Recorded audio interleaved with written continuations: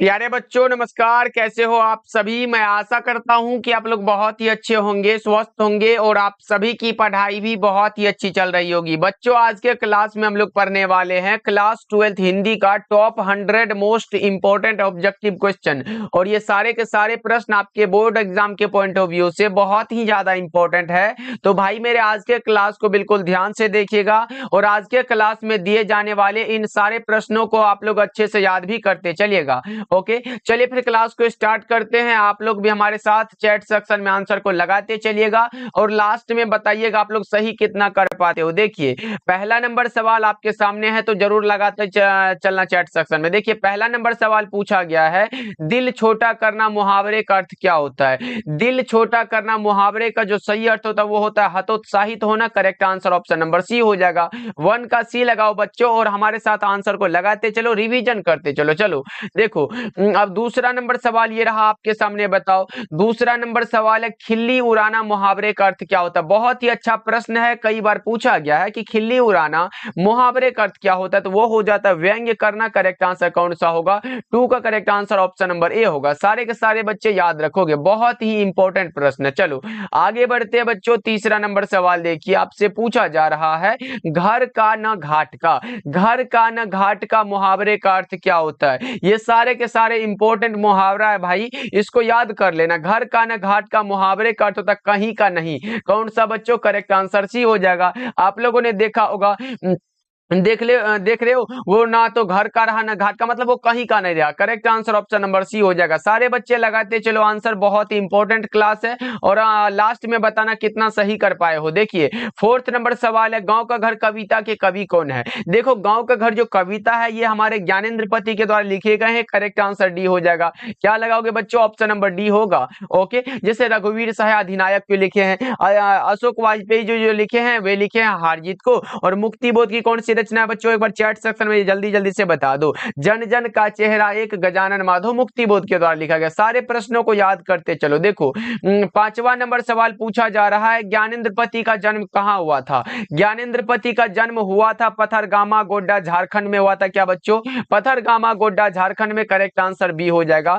5 का बी लगाओ बच्चों, सही हो जाएगा। चलो जी आगे बढ़ते हैं। मात्र 100 ऑब्जेक्टिव है, इसको याद कर लेना। और बच्चा पार्टी एक इंपॉर्टेंट नोटिस ये देना था कि बच्चों हमारा जो नोट्स तैयार हो रहा था वो अब पूर्णतः तैयार हो चुका है। चाहे आप कोई भी सब्जेक्ट का लो, ओनली 199 रुपीज में आप करोगे और आपके बोर्ड एग्जाम में 100% पूछे जाएंगे भाई।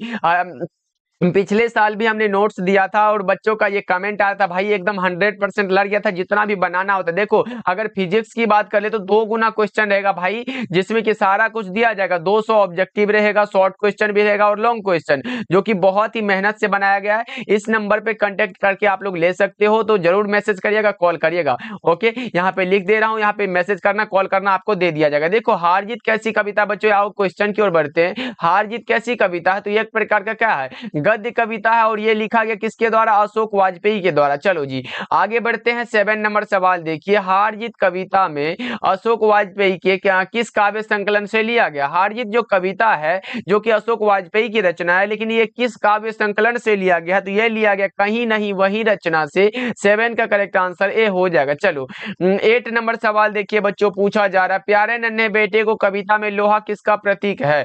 प्यारे नन्हे बेटे को कविता में लोहा प्रतीक होता है कर्म का। किसका बच्चों, कर्म का।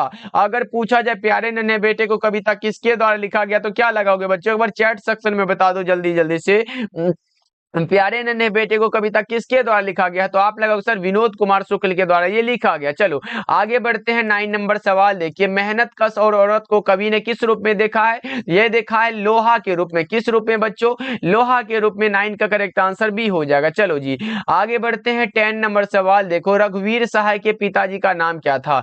रघुवीर सहाय के पिताजी का जो नाम था वो था हरदेव सहाय। क्या नाम था बच्चों, हरदेव सहाय। राइट आंसर भी हो जाएगा। चलो चलो जी 11 नंबर सवाल देखिए, अधिनायक के रचयिता कौन है? अधिनायक के रचयिता का नाम जल्दी जल्दी से बताओ बच्चा पार्टी। तो यह लिखा गया है रघुवीर सहाय के द्वारा, हमने कई बार बता चुका है। 11 का करेक्ट आंसर बी हो जाएगा। चलो आगे बढ़ते हैं बच्चों, 12 नंबर सवाल देखिए, रघुवीर सहाय किस काल के रचनाकार हैं? रघुवीर सहाय की बात हो तो यह है आधुनिक काल के रचनाकार। करेक्ट आंसर डी होगा बच्चा पार्टी। ये सब आसान आसान प्रश्न है, आप लोगों से बन जाना चाहिए। चलो आगे बढ़ते हैं, 13 नंबर सवाल देखिए, नए साहित्य का सौंदर्य शास्त्र के लेखक कौन है? देखो अगर रहे दलित साहित्य का सौंदर्य शास्त्र के लेखक कौन है, तब आप लगाते ओम प्रकाश वाल्मीकि, लेकिन यहाँ नए साहित्य का है तो आप लगाओगे सर मुक्तिबोध की रचना है। करेक्ट आंसर बी हो जाएगा। और अगर पूछे मुक्तिबोध का पूरा नाम क्या है, तो गजानन माधव मुक्तिबोध, इसको भी आप लोग याद रखोगे। चलो 14 नंबर सवाल देखो, पूछा जा रहा है मुक्तिबोध किस सप्तक के कवि थे? मुक्तिबोध किस सप्तक के कवि थे, ये बताओ जल्दी जल्दी से। तो मुक्तिबोध ताड़ सप्तक के कवि हैं। करेक्ट आंसर ए होगा बच्चों, याद रखोगे सभी के सभी बच्चे। चलो आगे बढ़ते हैं, 15 नंबर सवाल देखिए, मुक्तिबोध के पिताजी का नाम क्या था? ये तो बड़ा ही इंपॉर्टेंट सा सवाल है, जल्दी से बता दो। मुक्तिबोध के पिताजी का नाम था माधव राज मुक्तिबोध। क्या था बच्चों? माधव राज मुक्तिबोध। करेक्ट आंसर सी हो जाएगा। चलो जी आगे बढ़ते हैं, 16 नंबर सवाल देखिए, शमशेर बहादुर सिंह का जन्म कब हुआ था? जन्म पूछा गया आप लोगों से, जल्दी से बता दो। जन्म हुआ था 13 जनवरी 1911 को। कब हुआ था बच्चों? 13 जनवरी 1911 को जन्म हुआ था। उषा चैप्टर पढ़े हो ना, उषा जो कविता है जिसके कवि का नाम है शमशेर बहादुर सिंह, उसी का जन्म पूछा गया आप लोगों से। चलो 17 नंबर सवाल है, शमशेर बहादुर सिंह का जन्म कहाँ हुआ था? कहाँ हुआ था बताओ बच्चा पार्टी, कहाँ हुआ था जल्दी से। तो हुआ था देहरादून में। कहाँ हुआ था? देहरादून उत्तराखंड में। करेक्ट आंसर ए हो जाएगा। चलो जी आगे बढ़ते हैं, 18 नंबर सवाल देखो, शमशेर बहादुर सिंह की पत्नी का नाम क्या था? अगर पत्नी का नाम आपसे पूछ दिया जाए बच्चों, क्या लगाओगे? शमशेर बहादुर सिंह की पत्नी का नाम था धर्म देवी। क्या था बच्चों? धर्म देवी। चलो आगे बढ़ते हैं, 19 नंबर सवाल देखियो, कवियों के कवि किसे कहा जाता है? कवियों के कवि कहा जाता है शमशेर बहादुर सिंह को। कवियों के कवि किसे कहा जाता है बच्चा पार्टी? शमशेर बहादुर सिंह को। हमने बताया है अगर प्रेम के पीर के कवि पूछे तो आप मलिक मोहम्मद जैसी लगाना, हिंदी साहित्य का सूर्य पूछे सूरदास लगाना, हिंदी साहित्य का समन्वयवादी कवि पूछे तो तुलसीदास लगाना, और कवियों के कवि पूछे तो शमशेर बहादुर सिंह लगाना। ये सब हमने बताया है कि नहीं बच्चा पार्टी? चैट सेक्शन में बता दो। चलो आगे बढ़ते हैं, 20 नंबर सवाल देखो, पुत्र वियोग शीर्षक कविता कैसी रचना? पुत्र वियोग जो है वो शोक गीत है। कैसी गीत है बच्चों? शोक गीत। करेक्ट आंसर ए हो जाएगा। चलिए आगे बढ़ते हैं, 21 नंबर सवाल देखिए, क्रास्थवेट गर्ल्स स्कूल में सुभद्रा कुमारी चौहान की प्रिय मित्र कौन थी? तो उसका नाम था महादेवी वर्मा। कौन बच्चों? Mahadevi Verma. Correct answer A हो जाएगा। 10th में भी आप लोगों ने पढ़ा होगा, गिल्लू वाला जो इंग्लिश में चैप्टर है उसके राइटर का नाम बोले तो वो महादेवी वर्मा ही है। चलो आगे बढ़ते हैं, 22 नंबर सवाल देखो, पूछा गया सुभद्रा कुमारी चौहान का जन्म कब हुआ था? सुभद्रा कुमारी चौहान का जन्म हुआ था 16 अगस्त 1904 को। और बच्चों निधन पूछे तो क्या लगाओगे? आप लगाओगे सर 15 फरवरी 1948 को क्या हुआ था? निधन हुआ था कार दुर्घटना में, नागपुर से जबलपुर आपसी में। किस दुर्घटना में बच्चों? यहाँ पे लिख दे रहा हूं, बहुत इंपॉर्टेंट है, कार दुर्घटना में, जरूर याद रखोगे आप लोग। चलो जी आगे बढ़ते हैं बच्चा पार्टी, 23 नंबर सवाल देखिए, पुत्र वियोग से मां का जीवन कैसा हो गया है?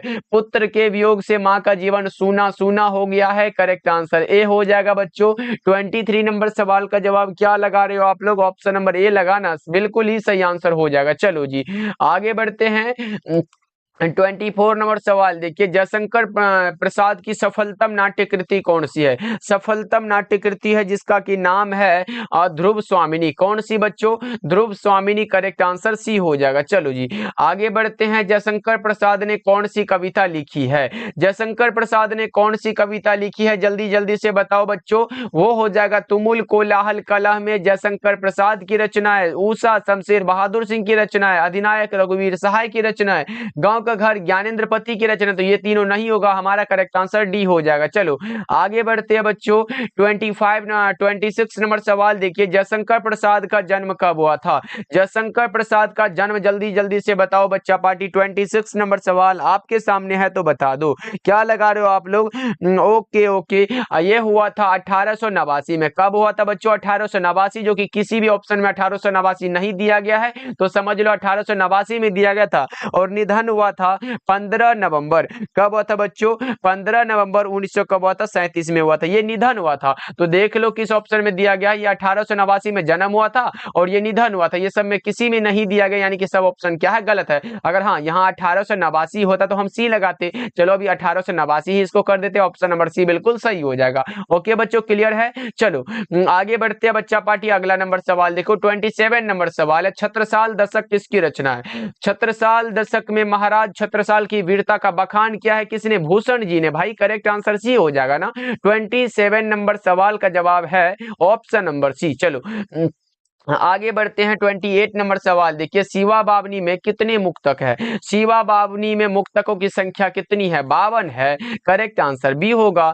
चलो जी आगे बढ़ते हैं। 29 नंबर सवाल देखिए, रत्नाकर त्रिपाठी किस कवि के पिता थे? रत्नाकर त्रिपाठी भूषण के पिता थे। करेक्ट आंसर ए हो जाएगा। भूषण जी वीर रस के महान कवि माने जाते हैं। बच्चों क्लास को एक बार लाइक कर दीजिएगा सभी बच्चे, जितने भी बच्चा पार्टी देख रहे हो, बच्चा पार्टी एकदम ईमानदारी से क्लास को लाइक कर लेना। चैनल पे हमारे साथ पहली बार जुड़ रहे हो और हमारे साथ डेली क्लास करना चाहते हो तो शाम के 6 बजे ज्वाइन करिएगा क्लास को, और शाम के 8 बजे। देखो मंडली में कौन सा संज्ञा है?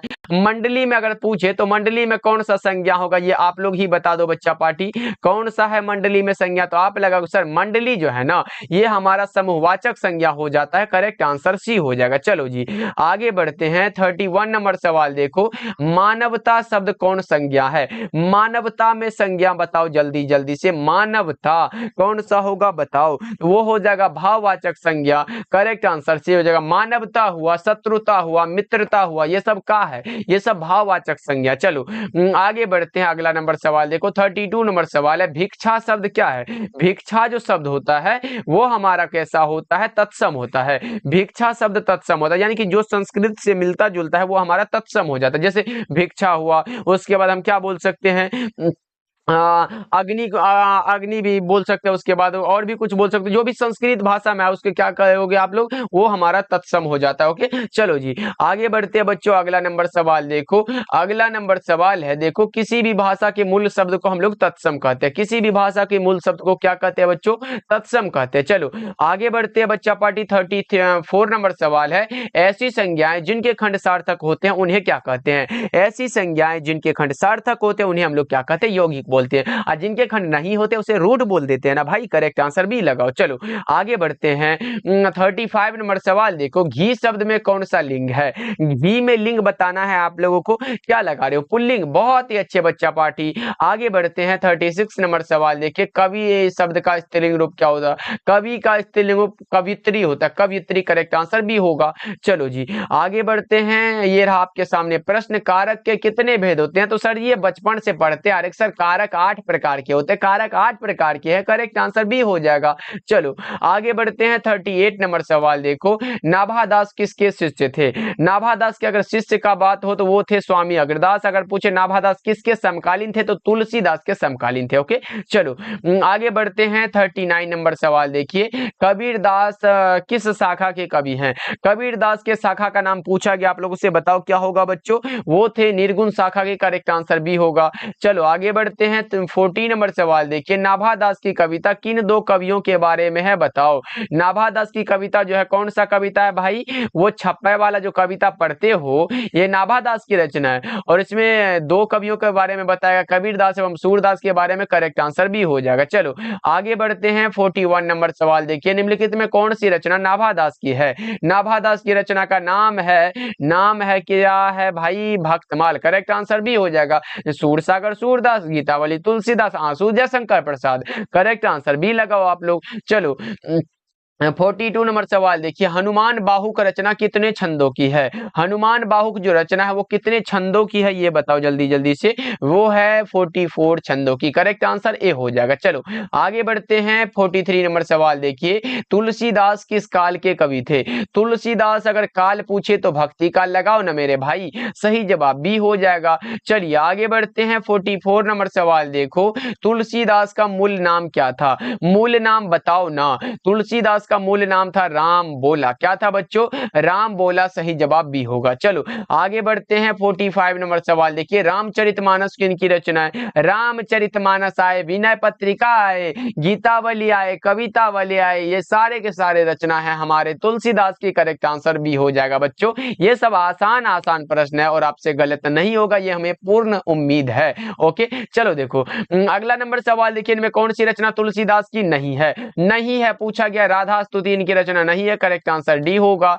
चलो आगे बढ़ते हैं बच्चा पार्टी। अगला नंबर सवाल देखो, 47 नंबर सवाल है, सूरदास के संकलित पदों में कौन सा रस है? सूरदास के संकलित पदों में वात्सल्य रस है। कैसा रस है बच्चों? वात्सल्य रस है। करेक्ट आंसर क्या लगा रहे हो? 47 का बच्चों एक बार देख लिया जाए। बहुत अच्छे बच्चों। चलो आगे बढ़ते हैं। 48 नंबर सवाल ये रहा आपके सामने, सूरदास किस मार्ग में दीक्षित हुए? सूरदास किस मार्ग में दीक्षित हुए हैं? तो ये हुए थे पुष्टि मार्ग में। करेक्ट आंसर सी हो जाएगा। ओके और बहुत सारे बच्चे बोले सर अभी तक हमारी कुछ भी तैयारी नहीं हुई, अब क्या करें क्या करें, सिर्फ इंपॉर्टेंट क्वेश्चन करा दीजिए। तो भाई सारा अब इंपॉर्टेंट क्वेश्चन ही हमारे साथ होता है और हमने जो पीडीएफ तैयार किया है उसमें सिर्फ और सिर्फ इंपॉर्टेंट क्वेश्चन को सिलेक्ट किया गया, जिसका कि चांसेस आपके बोर्ड एग्जाम में 100% आने के चांसेस होते हैं। इसलिए उस पीडीएफ को आप लोग जरूर ज्वाइन करिएगा भाई। उसको अगर पढ़ लेते हो ना भाई, कुछ नहीं पढ़े हो कोई दिक्कत की बात नहीं, घबराओ नहीं, उसको एकदम अच्छे से पढ़ लेना, लाइन बाय लाइन एकदम टॉपिक बाय टॉपिक दिया गया है, उस टॉपिक को पढ़ोगे ऑब्जेक्टिव और सब्जेक्टिव दोनों क्लियर हो जाएगा। ओके इसलिए उस पीडीएफ को जरूर लेना। ओके इस नंबर पे आप लोग मैसेज कर लेना, सारा काम हो जाएगा बच्चों। ओके चलो पहले बात कर लेना आप लोग। चलो आगे बढ़ते हैं। अगला नंबर सवाल ये रहा 49 नंबर सवाल, सूरदास की रचनाओं की भाषा क्या? सूरदास की रचनाओं की जो भाषा है वो है ब्रज भाषा। सही जवाब बी होगा। चलो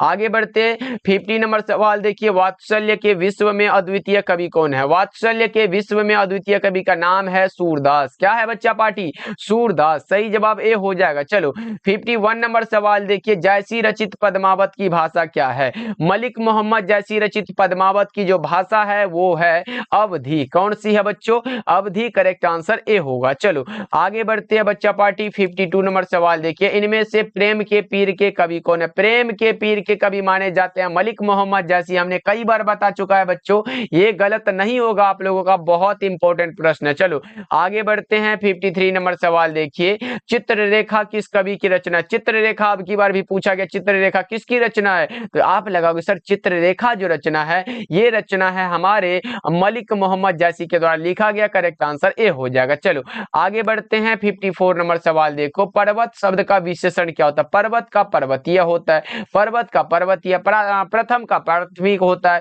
समाज का सामाजिक होता है, भारत का भारतीय होता है, राष्ट्र का राष्ट्रीय होता है, यही सब तो होता है भाई, याद रखना आप सब। चलो 55 नंबर सवाल देखिए, प्रथम शब्द का विशेषण क्या होगा? अभी तो हमने बताया सर प्रथम का प्राथमिक होता है। क्या होता है बच्चों?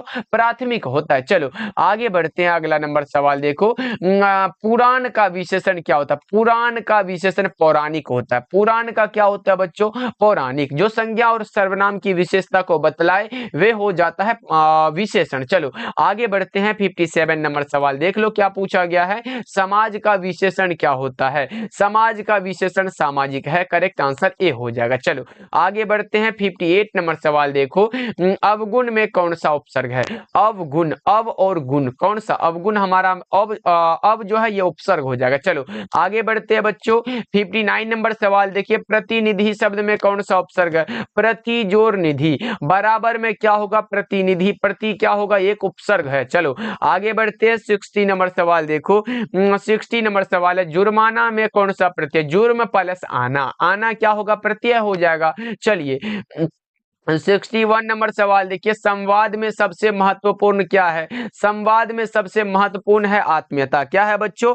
आत्मीयता। करेक्ट आंसर सी होगा। चलो जी आगे बढ़ते हैं। 62 नंबर सवाल देखिए, बालकृष्ण भट्ट ने कौन सा मासिक पत्र निकाला था जिसका नाम है हिंदी प्रदीप? कौन सा बच्चों?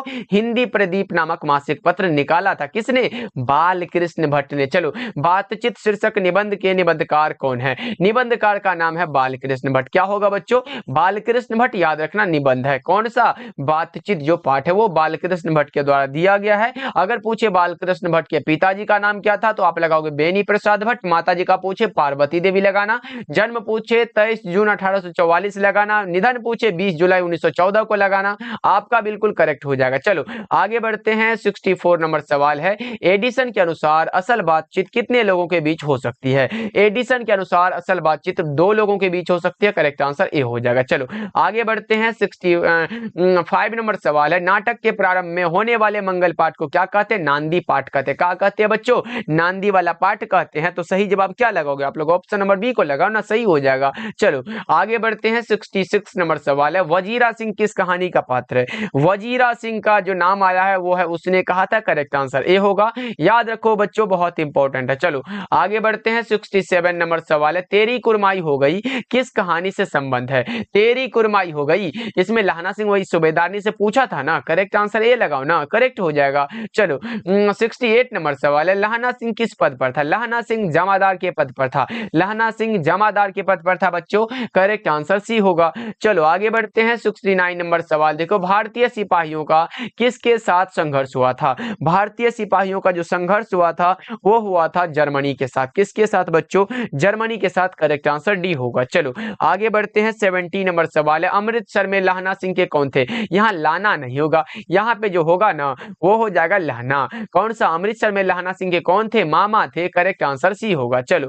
आगे बढ़ते हैं बच्चों। अगला नंबर सवाल देखो, 71 नंबर सवाल है, शिक्षा प्राप्ति के लिए अमेरिका कौन गए थे? शिक्षा प्राप्ति के लिए अमेरिका गए थे लोकनायक जयप्रकाश नारायण। ओके चलो आगे बढ़ते हैं बच्चा पार्टी। 72 नंबर सवाल देखिए, जयप्रकाश नारायण की रचना का नाम क्या है? जयप्रकाश नारायण की रचना का नाम है संपूर्ण क्रांति। कौन सी बच्चों? संपूर्ण क्रांति। जूठन ओम प्रकाश वाल्मीकि, शिक्षा जय कृष्णमूर्ति, रोज, सच्चिदानंद हीरानंद वात्स्यायन अज्ञे। ओके चलो आगे बढ़ते हैं। 73 नंबर सवाल देखिए, प्रजा सोशलिस्ट पार्टी का गठन कब हुआ था? 1952 में। प्रजा सोशलिस्ट पार्टी का गठन हुआ था, लेकिन कब? 1952 में। याद रहेगा बच्चों। चलो जी आगे बढ़ते हैं। क्लास को एक बार लाइक कर देना सभी बच्चे, जितने भी बच्चे देख रहे हो। देखो 74 नंबर सवाल है, जयप्रकाश नारायण को किसका दलाल कहा गया? जयप्रकाश नारायण को दलाल कहा गया, लेकिन किसका? अमेरिका का। कहां का बच्चों? अमेरिका का। चलो आगे बढ़ते हैं बच्चा पार्टी। 75 नंबर सवाल है, लेनिन की मृत्यु कब हुई थी? अगर पूछे लोकनायक जयप्रकाश नारायण मार्क्सवादी कब बने थे? 1924 में बने थे,